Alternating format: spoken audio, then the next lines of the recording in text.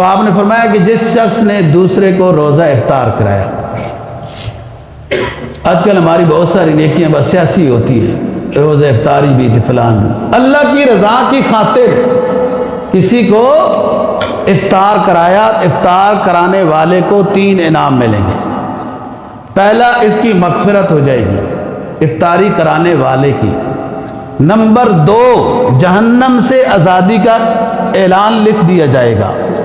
Number 3، جتنا اس روزے دار کو ثواب ملے گا روزہ رکھنے کا، افطار کرانے والے کو بھی اتنا ہی ثواب ملے گا، اس کے ثواب میں کوئی کمی نہیں ہوگی. ایک صحابی عرض کرنے لگا، حضرت جی ہم میں سے تو بہت سارے لوگ غریب بھی ہیں جو دوسروں کو افطار نہیں کرا سکیں گے، تو وہ اس سعادت کو کیسے حاصل کر پائیں؟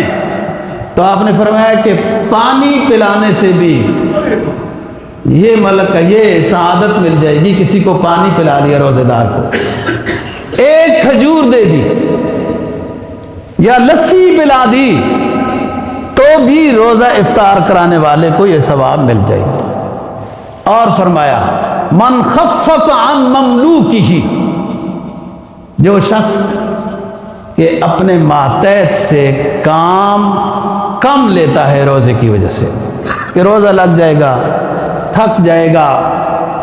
جو شخص اپنے ماتحت سے کام کم لیتا ہے، تھوڑا ٹائم دکان کھولتے ہیں، دفتر کا ٹائم تھوڑا کر دیا جاتا ہے وغیرہ، اور شخصی گھروں میں بھی جو کام کرنے والے ہوتے ہیں کام، اگر وہ روزے دار ہیں کم لیتا ہے، تو فرمایا کہ اس مالک کو جہنم سے آزاد کر دیا جاتا ہے اور مغفرت کر دی جاتی ہے، کہ جس نے اس وجہ سے دوسرے کا خیال کیا کہ اس کا روزہ ہے اور روزہ اس کو لگ جائے گا، کام کل کر لیں گے پھر کر لیں گے.